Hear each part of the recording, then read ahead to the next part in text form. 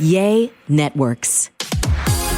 I'm Molly Kimball. Welcome to Fueled, a wellness and nutrition podcast. I'm a registered dietitian and nutrition journalist with a passion to help people live their strongest, healthiest life possible. In my weekly TV segments and columns, there's a limited amount of time and space to cover everything, but there's so much more to share. This podcast is my opportunity to dive deeper into the topics you want to know about. This week's episode is about food sensitivities, and we'll be talking about the differences between food sensitivities, intolerances, and allergies. But essentially, if you have something that's an underlying chronic condition that you can't figure out what the cause is, you've been to different types of doctors, maybe allergists, GI docs, and you're still not getting to the root of it, listen up, because a lot of times food sensitivities can be an underlying contributor to these things that seem otherwise like mysteries in our life. And as you'll hear, there are a lot of people who've had great results from exploring this, diving deeper into this, and seeing what are their own personal food sensitivities. We'll talk about the blood tests that are involved with this, and also who to work with to kind of coach you and guide you through this. But the amount of relief that can be had once we find what these triggers are and we learn how to successfully eliminate them from our lifestyle, it can be truly life-changing. So when we talk about food sensitivities, they will affect an estimated 15 to 20% of the population. The symptoms can vary really widely. So it can be hard to pinpoint or even know that something you're experiencing is related to this. It is related to food. The symptoms, we usually refer to them as chronic because whatever the compounds are that are making us feel not so great, these are being released every time that food or that additive is consumed, which for some of us and for some foods could be daily. So there's a lot of different types of reactions. And so when we want to talk about, well, what are food sensitivities and, how do these compare to something like food allergies? So basically, a food sensitivity is an adverse reaction to food, and it encompasses all the different ways we could negatively react to foods. There's three main types of reactions to foods, and food allergies are what we're most familiar with. And food allergies specifically involve the immune system. These are very, very different than what we're going to be talking about the majority of this podcast. They're very different than the food sensitivities and intolerances we'll talk about. Food allergies occur when the body creates antibodies called IgE antibodies to a food or to other substances, but in this case, we'll talk food. So the body creates these IgE antibodies to a food, and then these trigger the release of histamines and other pro-inflammatory mediators from mast cells, which are located in our tissues when we eat these foods. The reactions are typically really quick. They can happen within minutes or hours. And I think the most common example you would think of is something like a peanut allergy that would cause hives or swelling or anaphylactic shock. So allergies are one category of it. When we look at food sensitivities, these can also involve the immune system, but not the IgE antibodies.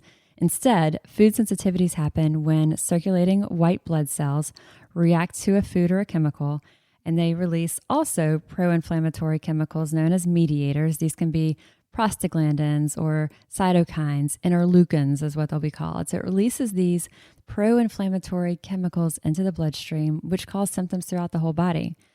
The difference, one of the main differences is reactions from food sensitivities are often delayed. They're often also dose dependent.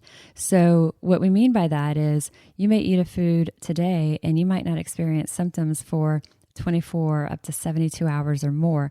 Also, a little bit might be fine, but if you ate a lot of a food or ate a certain food in multiple days in a row, then you may react to it and you would experience that the symptoms of that food sensitivity. There's also food intolerances, and food intolerances do not involve the immune system. They happen when, especially like our body lacks, let's say like a digestive enzyme that's needed to break down certain foods. So if you think about a food intolerance like lactose intolerance, so your body is deficient in lactase, which is the enzyme to break down the milk sugar lactose. So when you do have something that it contains lactose, you are lactose intolerant because you're not able to break it down, and you may experience bloating, diarrhea. There's also people who may be caffeine intolerant. They experience a rapid heart rate or GI issues or tremors with caffeine. So there's different categories. Food allergies, which can be incredibly severe, life-threatening, and typically happen right away. Then there's food sensitivities, there's food intolerances. There's not a universal agreement on the definition of food sensitivities or really intolerances. So when we use these terms, when we'll use the term food sensitivities kind of throughout this podcast, we're talking about those negative reactions to food that are not involving IgE, that antibody that's responsible to food allergies. So we're basically talking about all types of reactions to foods that are specifically not food allergies. So about it's 15 to 20% of the population can experience food sensitivities, but other reports will say as much as a third of people can report having a sensitivity to certain foods, but very few of these are actually true allergies. In some cases, some estimates will say 3.5% are due to true allergies, and instead, the vast majority are actually due to sensitivities or to intolerances. So we're going to be joined in a minute by an incredible expert in food sensitivities and nutrition.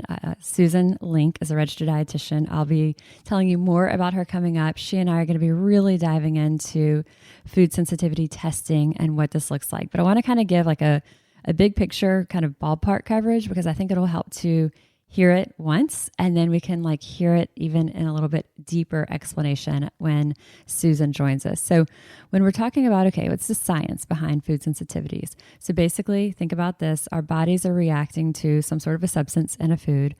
Our white blood cells are triggered to release these mediators. Those mediators are what we were talking about, the histamines or cytokines or interleukins, prostaglandins. These mediators, you'll hear us refer to these. These are basically just substances released by our white blood cells that go throughout the body and bring about these unpleasant symptoms. It could be inflammation, inflammation of any type. You might see this as redness or splotchiness on your skin. It could be itchiness in your skin. It could be joint pain due to that inflammation. So inflammation can manifest itself in a lot of different ways. So these compounds may cause symptoms like inflammation. It could be pain.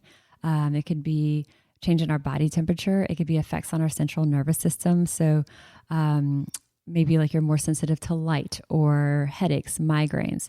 So there's so many different variables here. So it's easy to see why someone who is dealing with a food sensitivity, they often have multiple symptoms. It's not just one reaction. So there's multiple things going on. Yes, you may have swelling and splotchiness and redness, but you also have, extreme headaches at times, or you have GI issues, whatever it is. The symptoms are really, I would say the most common ones could be like extreme fatigue, the headaches, congestion, itchy skin, like we talked about, painful joints, GI issues of any type, gastrointestinal issues of any type, a change in weight. And so there's a whole host of different types of reactions that you could experience that, especially if something is different or you're experiencing something that you hadn't had before, or it's just simply an unpleasant thing to live with as part of your life, I would consider getting tested. And we'll be talking a little bit about this all throughout. But if you do feel like you have some of these symptoms, you can't figure out what's the culprit, that food sensitivity testing can be helpful. So I want to be very, very, very clear that what we're talking about with food sensitivity testing is not to be done instead of the other maybe traditional routes that you would do, going to see your GI doctor or a neurologist or have an allergy testing done. We want to do all of those things. We want to be sure and rule out that there's something really serious going on, really significant. So if you're experiencing these things we talked about, I would say the first step is probably not food sensitivity testing. This is what I would recommend after you've taken those steps and explore these other, I guess, more traditional outlets that we would say. You've gone to that allergist. You're not able to get to the bottom of it through food allergy testing. Because again, if it's a food sensitivity, it is not going to show up on that allergy test. So you go to the allergist, you say, well, everything came back. There wasn't anything that explained why I'm having these symptoms. The food sensitivities and intolerances are not going to show up on an allergy report. So you've been to the allergist, you've been to the GI doc, you've gone to a neurologist, you're doing all these other things, you've explored it. We've got to do those things first to rule out something truly significant or something that could be life-threatening happening. So we don't want to necessarily go straight to food sensitivity testing, because if there is something even larger underlying it, but you do that food sensitivity test first, you could think you got your answer. You're like, done, I'm rolling, I'm feeling better with this. But whatever is that other underlying issue was not detected because you stopped at food sensitivity testing. So I hope I'm being clear on that. So I'd like to take a minute to talk about one of our sponsors for this week's episode, Sweaty Betty. I love it when our athletic wear can also double as our work attire. And I recently got my first pair of Sweaty Betty power leggings, and I get compliments every single time I wear them. No other athletic brand can compete with the Sweaty Betty Power Leggings squat-tested compression fabric and the expertly placed seams that physically shape and lift your core and your glutes. They're quick drying with a perfectly placed little side pocket, and you can take their quiz at sweatybetty.com to find your perfect style and choose from a huge selection of strategically cut patterns. I am loving Sweaty Betty's, and you will love them too. They are incredibly buttery soft with fantastic patterns. Now through November 30th, get 20% off your entire purchase when you visit sweatybetty.com/fueled and enter code FUELED at checkout. This is the best offer Sweaty Betty has anywhere, because no matter how hard we're training, Sweaty Betty makes it effortless to look and feel amazing before, during, and after your workout. Get 20% off your entire purchase at sweatybetty.com/fueled only until November 30th. That's spelled SWEATYBETTY.com/fueled and enter code FUELED at checkout. So when we talk about the different types of tests available, there's a bunch of different types of tests for food sensitivities that you'll hear about, see about. I'm going to talk about 4 that are common that you'll probably see more often. So the one is MRT, mediator release testing. This is accompanied by LEAP, working with a LEAP therapist to go through the results. This is what we'll cover in deeper detail with our guest expert, registered dietitian, Susan Linke. So there's MRT, mediator release testing. There's ALCAT. There's IgG, which is a different type of testing than the IgE for allergies. So there's MRT, ALCAT, IgG, and then hair testing. I do get a lot of questions about that. So I'm going to touch on these each just really briefly. And then, like I said, we're going to really spend the bulk of our time talking about that mediator release testing and the LEAP diet. So MRT, mediator release testing, this was invented by an immunologist. His name is Mark Pasula, to identify sensitivities. It tests about 140 different foods, 30 chemicals. So 140 foods or compounds or ingredients that are in foods, and then 30 different chemicals. And it's essentially measuring the amount of mediators, those interleukins or prostaglandins, those things that can cause those symptoms. It's measuring the amount of these mediators that are released from our white blood cells. It's a simple test. It's a blood test. You can order it through a healthcare professional. You can order it through the website. We'll be talking a little bit more about that. You get your blood drawn. It's shipped overnight to a lab. And then substances in their lab test, they're flagged as either non-reactive or very low reactive, middle, or highly reactive. And so you'll get the report back. And then it's really highly recommended that you work with someone who is qualified to help you explain this, understand it, and learn how to tailor it to you. So we'll be talking more about this, but LEAP therapist is what it's called. It stands for Lifestyle, Eating, and Performance. But a LEAP therapist, a certified LEAP therapist, is trained to review the results of MRT, that mediator release testing. So this is what we'll talk a lot more about. But MRT, mediator release testing, it's really considered to be the best food sensitivity test available because it can detect a variety of different types of mediators, different types of pathways. And so you have a better chance of basically identifying what the culprit is with MRT. Another test that you'll see is called ALCAT. It stands for Antigen Leukocyte Antibody Test. ALCAT test is actually developed by Dr. Pasula, the same person who created MRT. It's good. It's considered the second best option after MRT, but he basically separated from ALCAT and then created MRT using newer technology, newer science for something that has a little bit more accuracy and precision. So the process is very, very similar. The quality of the results, the depth of the results is not going to be quite as good as MRT, mediator release testing. So we've talked MRT is kind of the best of the food sensitivity test. ALCAT would be second best. IgG, this is a type, it's called immunoglobulin G testing, IgG testing. This is really popular. It's really heavily advertised. You'll see it on social media. You'll see it in other kind of outlets trying to just kind of sell, of course, just market it to us as a really great way to detect food sensitivities. Everlywell is one you'll see, Penner test, Genova. It's considered not as good as MRT or ALCAT. They're quick. They are cheaper than the MRT, but they're not as good of an indicator of food sensitivities because there are multiple different pathways. There's so many different ways that a food sensitivity reaction can occur, and IgG is just one of these. So you're really only getting one piece of that picture when you do IgG testing, whereas something like ALCAT covers more, MRT even more accurate. So if you're going to go through this process and you're going to try to identify food sensitivities and you're looking at something that's IgG testing like the Everlywell or others, I would reconsider, spend a little bit more money, do the MRT, and get something that is going to be even more accurate and cover a broader array of pathways to truly identify as much as possible what some of these culprits are. And then there's hair testing. It comes and goes of when I get these questions, but over the years, there'll kind of be,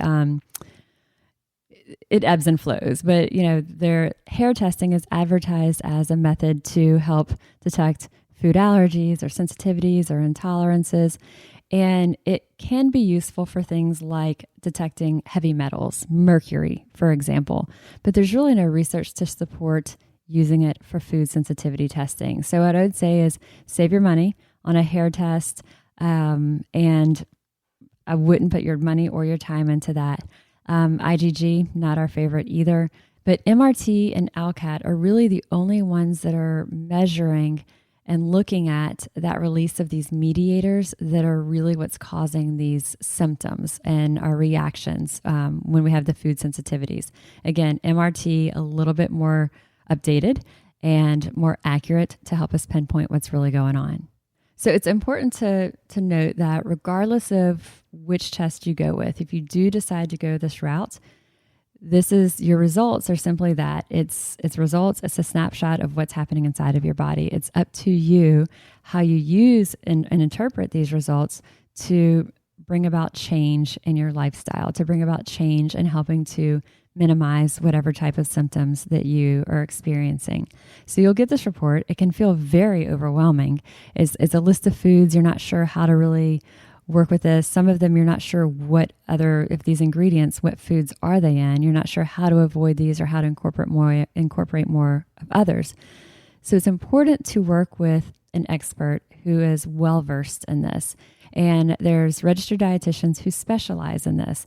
I'll say our dietitian at Ochsner Fitness Center here in New Orleans, Alexis Weilbaecher, she is brilliant in food sensitivities. She works really closely with people of food sensitivities of all types. And intolerances. So if someone is gluten sensitive or gluten intolerant, if they are avoiding any types of different compounds in their diet, that she is brilliant in this.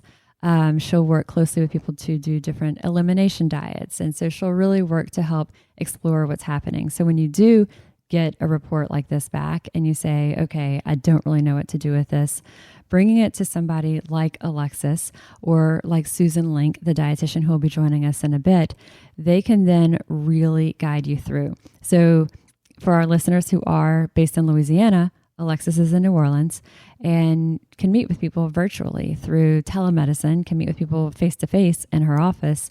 And Susan Linke, she's based out of Dallas. She can meet with people virtually from all over the U.S. as well.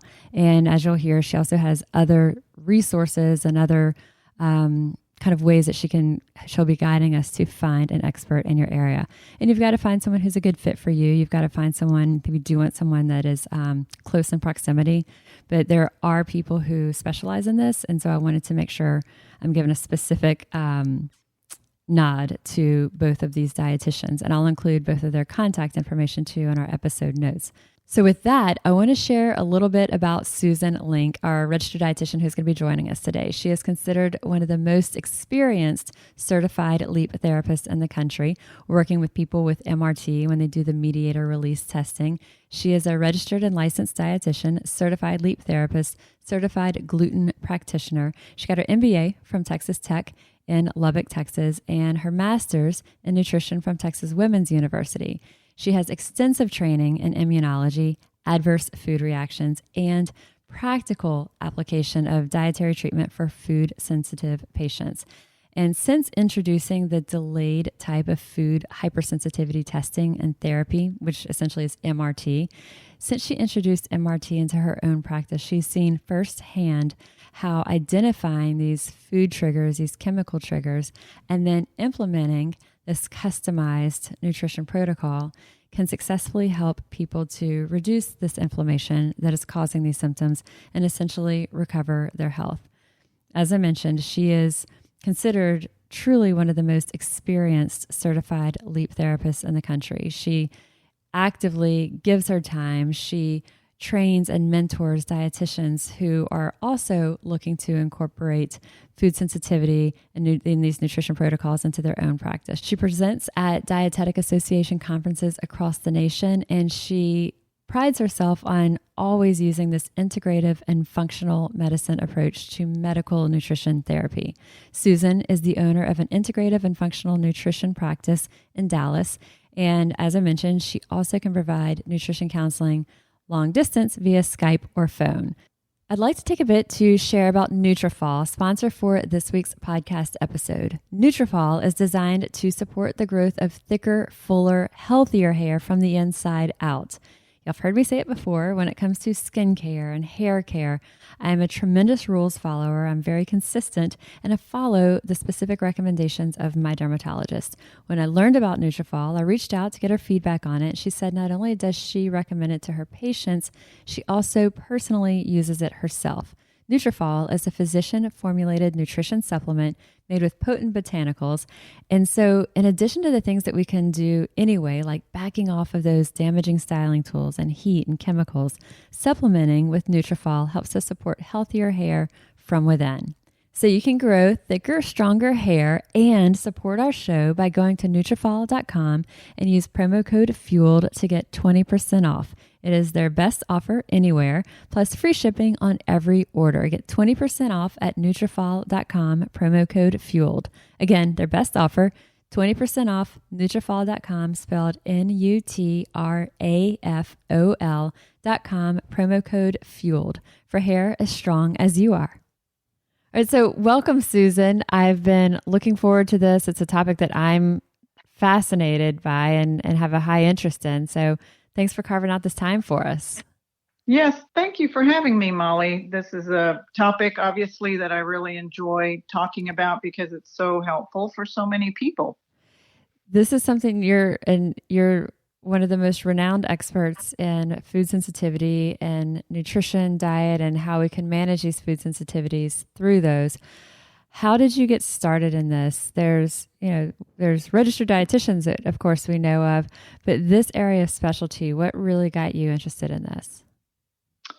Well, really, it was being my mama bear came out when I had my son and he started having health issues. I was given prednisone when I was pregnant for low platelets, and it really affected him. He came out really angry and so had a lot of mood issues, very hyperactive.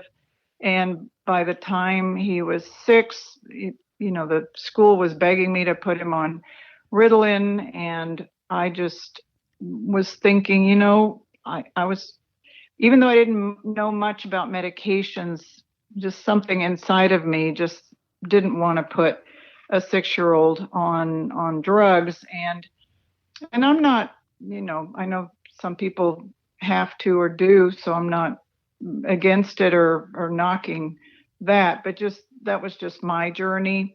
And I did start noticing that he started, misbehaving when he ate certain foods worse than other times. Like if I were to go to Sonic and give him a blue smoothie, he would be angry the rest of the day, or other foods made him hyperactive more than other times, or at school, they started giving him red candy at 2 o'clock on Thursdays and on Tuesdays and Thursdays. And those days, I'd get a call from the principal because he was acting out, maybe bopping another 6-year-old on the head or something like that. And at first, I didn't put two and two together, but after a while, I could, Tuesdays, Thursdays, I could almost stand by the phone and wait for the principal to call, and I asked them, please don't give him any more candy. And the response I got was, well, research doesn't show that sugar affects children. And in that day, I didn't realize maybe it was the red 40 affecting him, because it typically was red candy. So that was kind of the start of my journey, noticing the connection between behavior and what he ate. So I started looking at books about ADHD, and one of them that I found was Dr. Marianne Bloch's book, No More ADHD, and she started making the connection with diet. And then another one that just rocked my world was one called Is This Your Child by an allergist named Doris Rapp. And she had some amazing pictures in there of children's handwriting before and after they were exposed to certain foods, or just behavioral changes or facial changes. You could see ears turn bright red, and or circles under the eyes or things like that. So that really opened my eyes, because until then, I had no clue that diet really could impact behavior. I didn't know too much about nutrition at all. This was well before your days as a registered dietitian, we should point out. You're not the registered dietitian bringing your kids to Sonic on a regular basis to get the blue drink. Yeah. We were at Sonic and ate our grilled cheeses, and our outings were to the Hostess Twinkie outlet store to stock up, and we would stock up on those Hostess Twinkies, and so that was our food. But I didn't know any better, and I certainly didn't understand the connection between the immune system and what we eat. But the fact is that 70 to 80% of our immune system is in our gut. And it makes so much sense when you think about it, because the gut is the main source of entry into the body. It's like the gatekeeper. And so the gut is exposed to foreign bacteria or viruses through our food, or our fingers, if we put our fingers in our mouth or whatever. And so that's the main entryway. So it makes a lot of sense that that's where our immune system arsenal would be. And so fortunately, diet is something that we can control quite a bit. So it gives us a lot of power over our own immune system. We're not left to chance.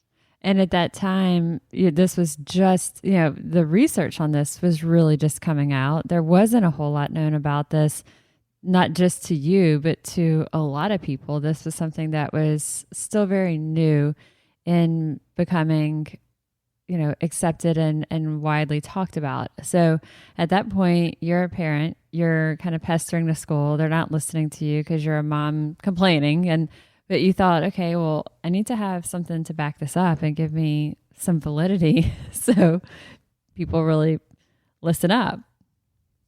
Yeah, I didn't have any credentials, so I was just a crazy mom, pretty much.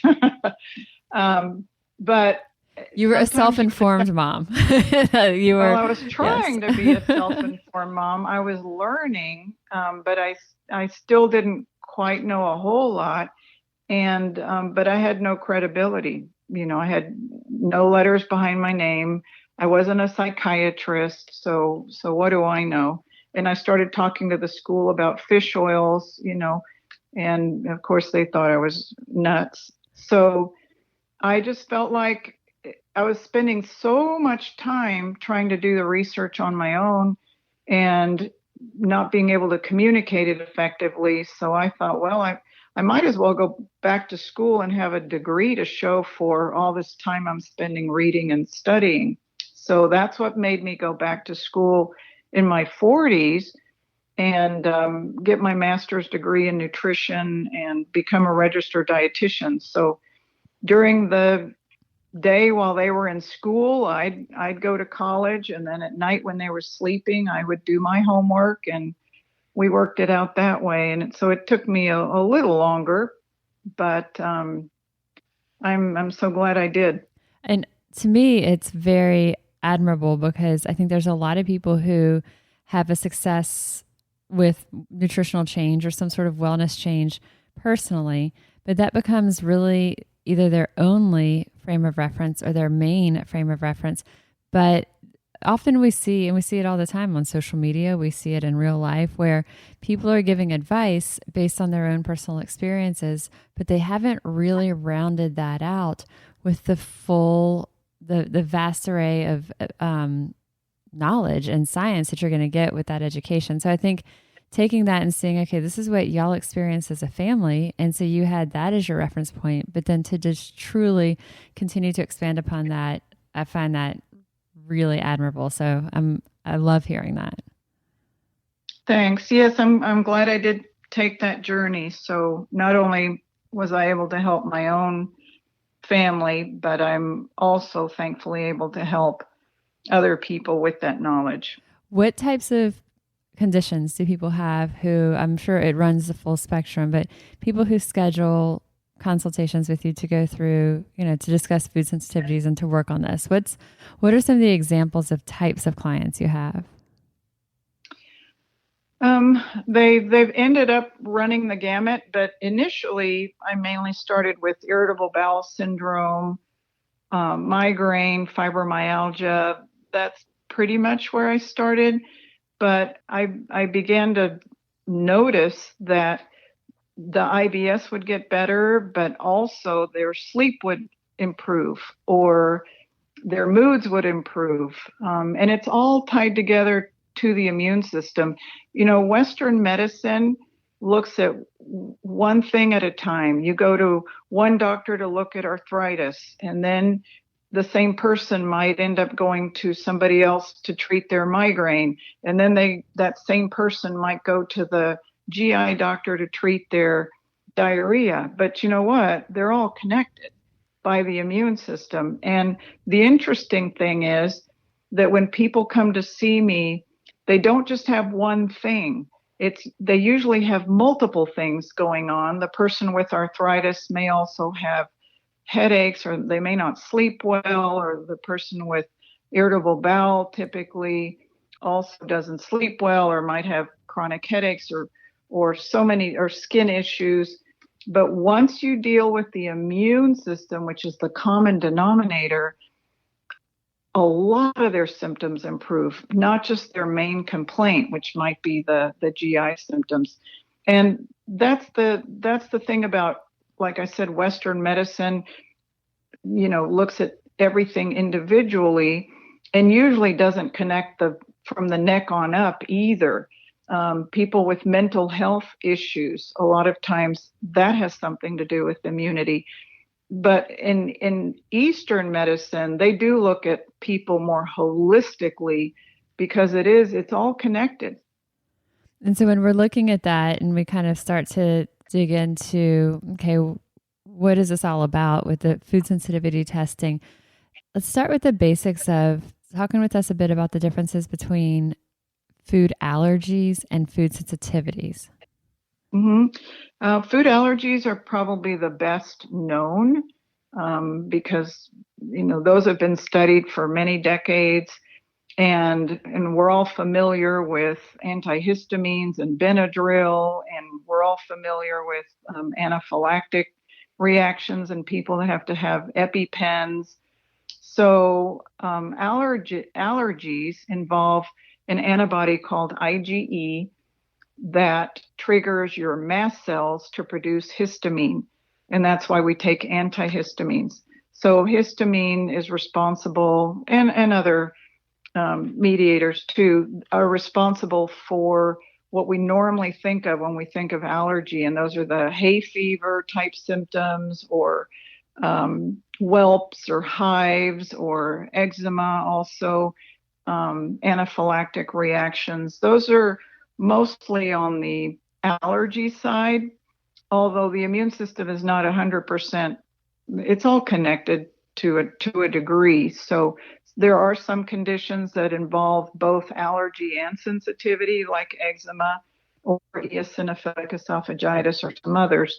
But for the most part, allergy is what we normally think of with the hay fever and the hives and the anaphylaxis. And when someone has an allergic reaction, it's usually immediate or nearly immediate. But the difference with that is that the reactions, if someone has a food sensitivity reaction, it could be delayed for 24 plus hours. And it also can depend on just how much of that substance you have. Yeah, more confusing. They're more prevalent than allergies, and they can be delayed 72 to 96 hours later.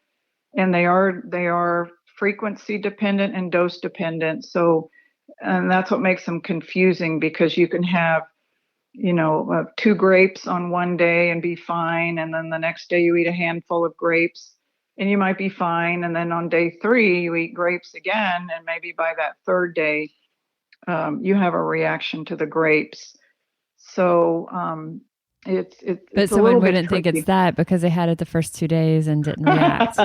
Yeah, maybe on day 3 they had grapes with almonds and they had that reaction, and they're going to blame the almonds and not the grapes, when maybe it really was the grapes. And it can also be, the slightest nuances, because the example you gave me in our conversation earlier was like, if you ate chicken, well, was it the chicken or was it the rosemary or the particular spices on that? So it can be really hard to pinpoint just what it is.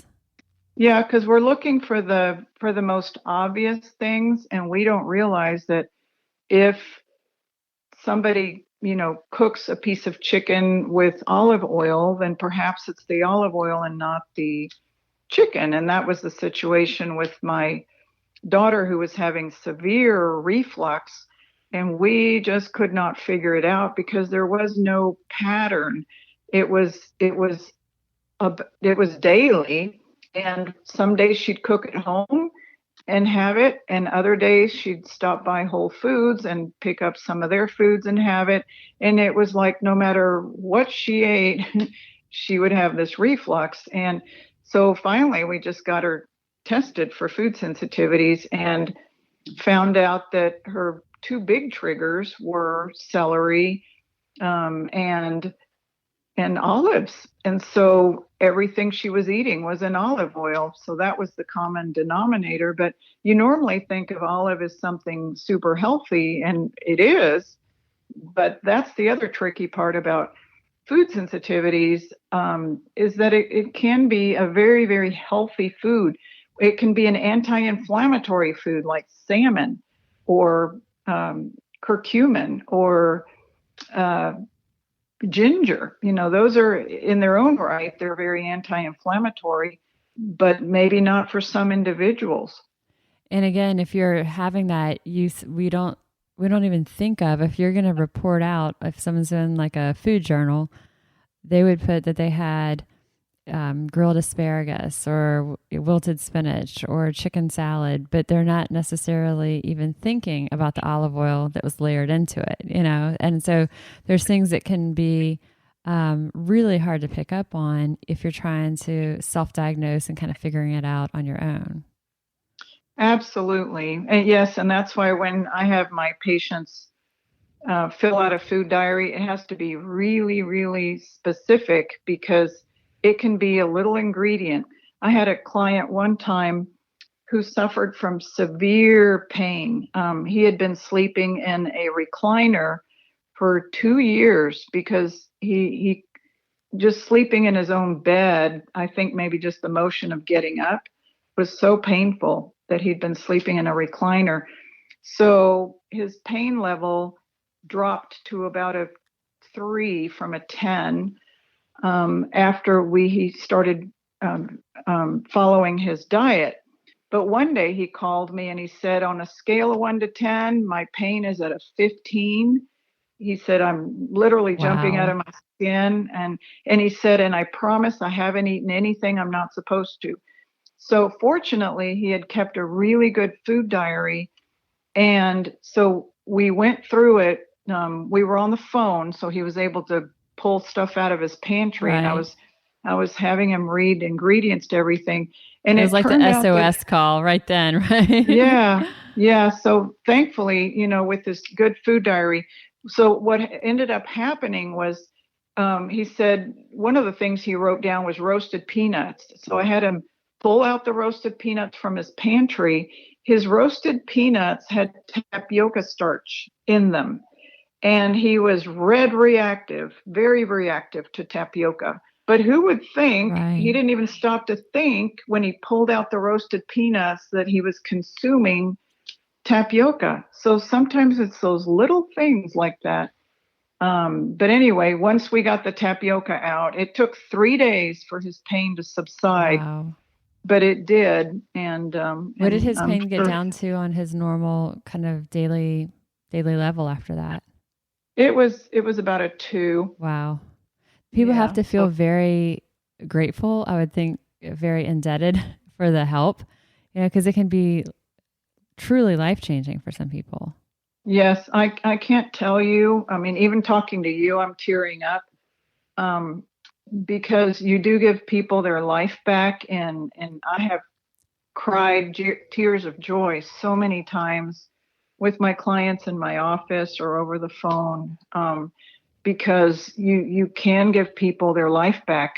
One woman, for example, couldn't leave her home because her diarrhea was so bad.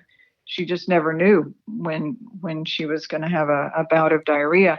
And she originally was from England, but was living here in the States. And her grandchildren lived in England, and she could never visit her grandchildren because she couldn't travel. Wow. And so... yeah, it just took about 10 to 14 days and her diarrhea stopped. Wow. And she was just so ecstatic to be able to visit her grandchildren again. Right. And as we're doing this podcast right now, I know that you're visiting yours several states away. So you can relate to that too. So, and also thank you for taking the time right now to do this while you're with them. But yeah, to hear that, and it is heartbreaking, the different limitations that end up restricting someone's life for things that may or may not be able to be fixed. But in some cases, we don't even think about something like food sensitivities. And they're probably in a state of desperation and grasping at straws. And they've tried all types of other things and they feel like nothing is helping them. I would imagine a lot of them have gone through a full, spectrum of doctors and tests and everything before they get to you, because they're trying to do kind of what the obvious is. And when those things don't work, then they're like, okay, what can I do next? Mm-hmm. And it is a good idea to rule out, something more serious. Absolutely. But the problem with food sensitivities also is that you don't see them with the scope. And so the doctor may do an endoscopy, a colonoscopy, trying to figure out what's wrong, and they don't see anything. And I cannot tell you how many clients have been told that it's all in their head. I even thought of writing a book at one point and calling it, it's not all in your head. Uh-huh.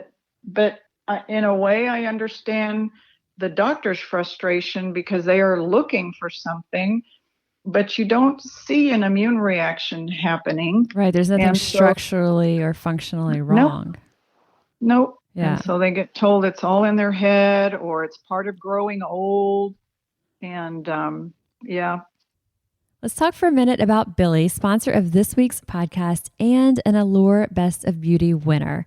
Billy has recreated everyday essentials by delivering premium razors and high-performing body care directly to you. Go to mybilly.com to get their starter kit for just $9. That includes their award-winning razor, 2 refill blades, and a magnetic holder that keeps your razor safe and dry between uses. And Billy just released 3 completely clean must-have products to add to your routine: lip balm, dry shampoo, and face wipes, so it's the perfect time to stock up. I love Billy's products. You will too. They leave our skin feeling so soft. And to express a little love for our show, go to mybilly.com/fueled. It's a small way that you can support us while also getting the best razor you'll ever own. It's just $9 to get your starter kit plus free shipping always. Go to mybilly.com/fueled. That's spelled mybillie.com/fueled. So when someone comes through, well, I guess talk to us a little bit about food sensitivity testing in general too, before we get into like how does it work and what does it look like for someone. But what is MRT? Explain food sensitivity testing to us. Mm-hmm. So when the immune system reacts to a food, it goes through a series of steps involving what's called the either the humoral immune response or T-cell mediated responses. That's part of the adaptive immune system. We also have the innate immune system. So there's different components to that immune system, and any one of them could be playing a role. But in the end, what happens is that the white blood cells are releasing these chemicals called cytokines, prostaglandins. In general, they're called mediators, inflammatory mediators. And those mediators are the ones that reach the target tissues and cause all kinds of damage. So for one person, peanut may cause a headache. For somebody else, peanut may cause diarrhea. So different organs are impacted and everybody's different. So that's why it's hard. There's not like a one size fits all diet. Everybody's immune system is very unique to that individual. So when we're looking at MRT, mediator release test, this is those mediators that are being referred to are the cytokines, the prostaglandins, the interleukins. And so MRT, mediator release test, LEAP is the only type of this test. LEAP is the diet. So sometimes there's a little bit of confusion, and some people call it a LEAP test. LEAP, it stands for Lifestyle Eating and Performance. I call it LEAP tests all the time, so I'm guilty of that. That's okay. But just for clarification, MRT or mediator release test is the food sensitivity test, but we apply the diet in a very unique way that's actually very effective. So the diet component is called LEAP. Okay. And tell us about MRT. What does it test for? It's a lot of different foods, even chemicals, additives. Yes, 140 foods and 30 chemicals. Some of those chemicals are artificial or synthetic, like maybe added sulfites or food colorings, things like that. And some of the chemicals are naturally occurring in a food, like caffeine or like solanine, which is produced by nightshades, which are white potato, eggplant, tomato, and then other foods like tyramine or phenylethylamine that are produced in foods as they age or rot or get fermented. And those typically cause migraines in a lot of people, but they're naturally occurring, so you'll never see them on an ingredient label. But some people do have reactions to those. So knowing the chemicals is very helpful too. But the foods tested are from every category. There's the proteins and starches and fruits and vegetables and spices. and a few little miscellaneous things too, like yeast.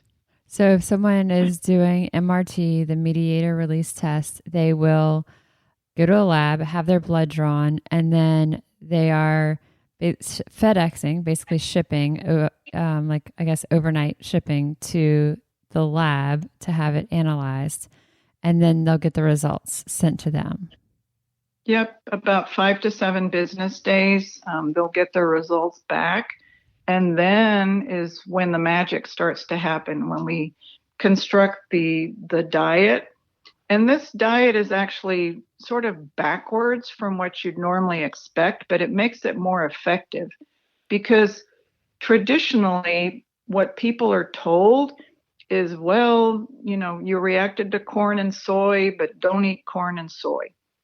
The problem with that approach is that there's way too many foods and chemicals in our food supply. There's thousands of chemicals, and there's certainly thousands of foods. A typical grocery store might have 42,000 items. So if you're only avoiding a handful of foods that your doctor told you to avoid, what happens when you're eating all of the other foods that were not tested? By statistically speaking, some of those are going to be reactive too. So you're never going to get 100% better if you're only avoiding 50% of your reactive foods. So the goal is, in a perfect world, to avoid 100% of your reactive foods if you want to get 100% better. So how do we do that if we can't test for everything? Well, we flip things around sort of backwards. When we get the test results out of those 140 foods, we actually do not focus on the foods that are reactive. We actually focus on the foods that are not. And if somebody is only eating the foods that are not reactive, then by default, not only will they be avoiding their tested reactive foods, but they'll also be avoiding every other food on planet Earth that is reactive, but they don't know it because it wasn't tested. So in theory, we can get really close to a diet that is 100% anti-inflammatory for that person. And if you're not consuming anything that's a trigger food for you, then the body has nothing to react to. And so within a few days, people start feeling significantly better. And usually my first benchmark is to check back with my clients about day 10 on this diet. And usually by day 10, we see somewhere around a 50 to 80% improvement in their symptoms, which is tremendous. Yeah. After people have been suffering for so long, that's a huge improvement. And it's like, look, Mom, no drugs. Right. Look, Mom, right. No supplements. Yeah, we did this with just diet. So to kind of walk through the process, someone goes to the lab, they'll get their blood drawn, they FedEx it to the lab that is going to process it. Then that individual is receiving the report, and it's divided. All those foods and chemicals are divided into categories: green, yellow, or red. The green is foods that have the lowest degree of reactive, like you're not going to react to those foods. They're not going to cause inflammation. Then there's yellow, and then there's the red that are going to be highly reactive. So what Susan is talking about is we're going to only focus on the greens, and by only eating the greens, you're not eating the ones that you tested reactive to, but also all the foods on the entire planet that weren't possible to even fit into that MRT, into the test. But what I think, as we were hearing Susan talk earlier, some of those compounds that you were talking about, people don't even know what they are, much less how to know if they're in their foods or not. So it's one thing to have this test done, and you can get it from the website, sign up for it, do the test, and receive your report. But we really, really, really strongly recommend walking through this and being guided through this with a professional who specializes in LEAP, who can work with you through these food sensitivities. Absolutely, because we still are working with people that have chronic conditions, be it arthritis or Crohn's disease or ulcerative colitis. And as dietitians, we have been trained in medical nutrition therapy. And, we've taken biochemistry and all kinds of science courses in school. So we know how to adapt the diet to that individual's medical condition, so that we're not telling somebody that has gastroparesis to eat celery, for example. So, or somebody that has Crohn's disease, I'm not going to start them off eating a bunch of celery or broccoli or cauliflower or things that, a bunch of nuts or things that are going to, so we still have to take the physiology into account. And preferences and lifestyle Yeah. or budget. Absolutely. Yeah. Absolutely. The whole thing, because the computer doesn't know what people like or don't like. And the computer will make a suggestion, but I have to get in there and say, well, the computer suggested broccoli, but I don't think it's a good idea for this reason. So we have to take everything into account, not just the food sensitivities. That's a huge starting point, but it's not the only criteria. But after living such what for a lot of people has probably been a very restrictive lifestyle when it comes to food, even though this is going to be a finite number of foods that are started with to follow all just the greens, as we'll call them, the things that are the least reactives, it's probably still really liberating for them, because the focus of what you're doing with them is, let's focus on what you can eat. We're not looking right now at what you can eat. Let's only focus on what you can eat and fill your diet with these. So that's got to feel really good for them. Absolutely. And I try to keep their diet as close to their quote unquote normal as possible. So I ask people, what do you normally eat for breakfast and lunch and dinner? And if they normally have a salad for lunch and they cannot have lettuce, well, I'll look for alternatives like, well, can you have spinach or can you have kale?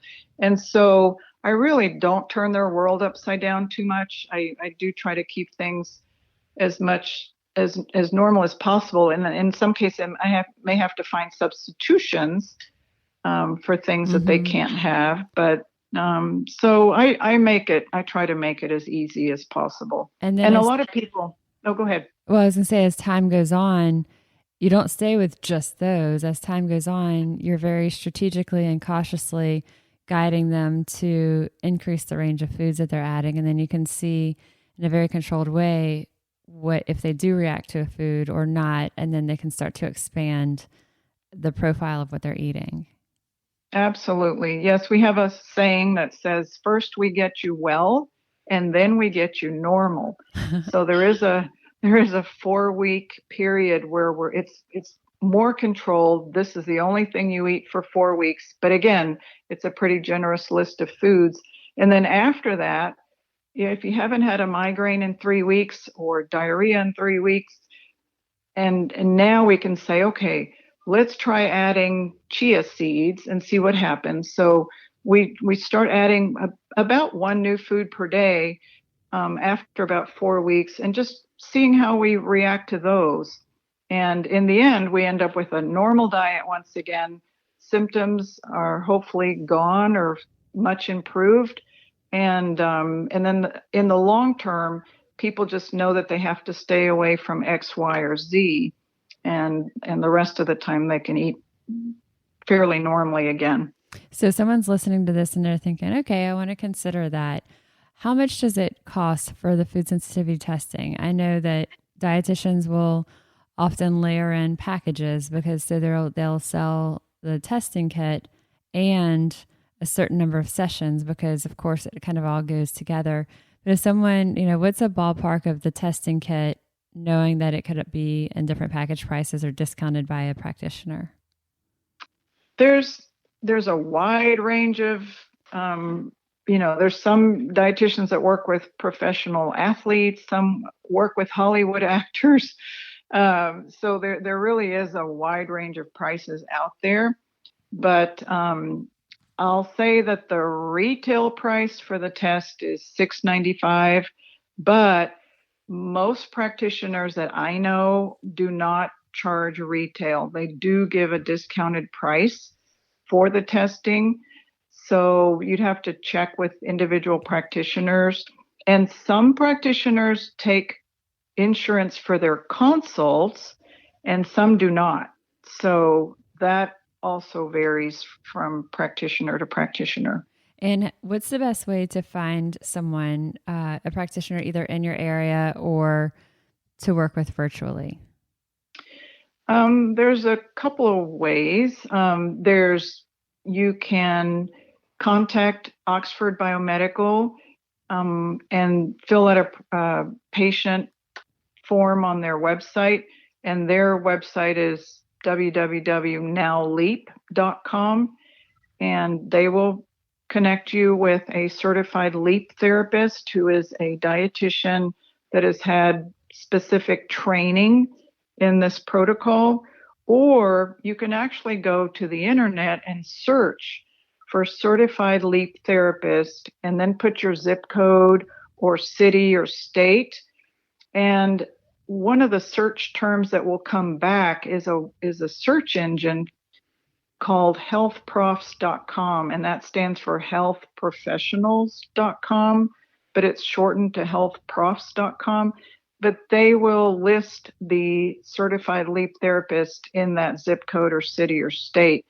And through that, each person will have a profile so you can see what their average hourly rate is. You can see whether they take insurance or not. It'll have a link to their website so you can read a little bit more about them. So that's a nice way to find a certified LEAP therapist in your area. And people can also contact me. One of my jobs now is to mentor dietitians, and I actually train dietitians to do the LEAP protocol. And so as a mentor, I'm always happy to refer to a certified LEAP therapist, either in their area or somebody that does virtual consults, because many of us do virtual consults either on the phone or through Zoom or Skype or something like that. And so I'm happy to refer. And we should be very specifically say as well that you're available. You're being very generous to tell us all these other avenues, but I'll include your website and your contact info as well. So if someone is not in the Dallas area, you can work with them virtually also. Absolutely. Well, anything that we haven't covered, some takeaways for our listeners just about food sensitivities and addressing this and remedying it, either that we haven't covered or just kind of your final takeaways for us? I would just want to encourage everyone that the body is amazing. The way we're made is amazing, and it's geared to heal itself. There have been many people who have been given no hope or told, too bad, it's all in your head or whatever. But, as long as you're still living and breathing, there's hope for improvement. I cannot tell you how many people I've worked with who had been given no hope, that were told that their only solution was surgery. And by changing their diet, their immune system recovered. And one example I was just thinking about the other day, I often just sit and marvel at how we're so fearfully and wonderfully made. But just think about somebody that cuts themselves on the arm or something. And if you sit there long enough, you can actually watch your arm do stitches and heal. It doesn't take very long for that bleeding to stop. And that's how quickly the immune system comes to your rescue. And it's doing it on the outside where you can see, but your immune system on the inside can also act very, very quickly. But when it's inflamed, it can't work very effectively. So when we reduce the inflammation, we're actually assisting the immune system, and now it can do its job because it's no longer distracted by the foods. It can go back to doing what it's supposed to do, which is take care of us. Incredible. You're right. And so giving our bodies the tools that we need to heal and pulling back on the things that are preventing it from doing that healing. Yeah. So if somebody's going to a traditional doctors are wonderful, but I will say that a lot of them don't know that diet plays a role. When my grandson developed eczema, the first thing that the dermatologist said was, don't believe all those old wives' tales about diet. That was the first thing out Oh, of his mouth. wow. And yeah, thank goodness.